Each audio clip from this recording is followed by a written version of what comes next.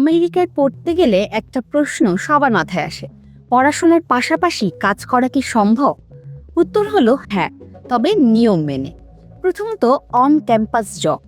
এটা সবচেয়ে সহজ এবং সবার জন্য উন্মুক্ত। তোমার ইউনিভার্সিটির ক্যাফেটেরিয়া, লাইব্রেরি, ল্যাব বা অ্যাডমিন অফিসে কাজ করতে পারবে। সেমিস্টার চলাকালীন সপ্তাহে সর্বোচ্চ 20 ঘন্টা কাজ করা যাবে। ছুটির সময় ফুল টাইমও সম্ভব। ঘন্টায় গড়ে $12 থেকে $18 পাওয়া যায়।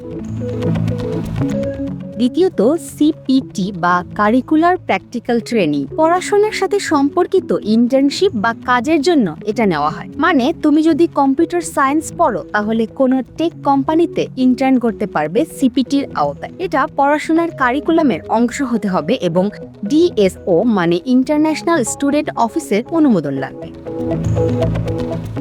তৃতীয়ত, ওপিটি বা অপশনাল প্র্যাকটিক্যাল ট্রেনিং। এটা সবচেয়ে জনপ্রিয় সুযোগ। গ্র্যাজুয়েশনের পর তুমি 12 মাস ফুল টাইম কাজ করতে পারবে যদি তোমার ডিগ্রি STEM ক্যাটাগরিতে পড়ে, বিজ্ঞান, প্রযুক্তি, ইঞ্জিনিয়ারিং বা গণিত, তাহলে আরও 24 মাস এক্সটেনশন পাবে, মোট 36 মাস। এই সময়ে বেতন $50,000 থেকে $90,000 পর্যন্ত হতে পারে।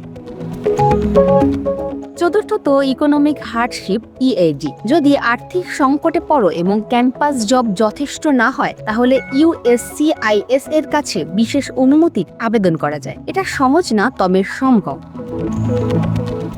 কিছু ভুল যা করা যাবে না। অনুমতি ছাড়া ক্যাম্পাসের বাইরে কাজ করলে ভিসা বাতিল হয়ে যেতে পারে এবং ডিপোর্টেশনের ঝুঁকিও থাকে। ফ্রিল্যান্সিং বা ক্যাশ পেমেন্টের কাজও যদি অনুমতি ছাড়া হয় সেটাও বেআইনি।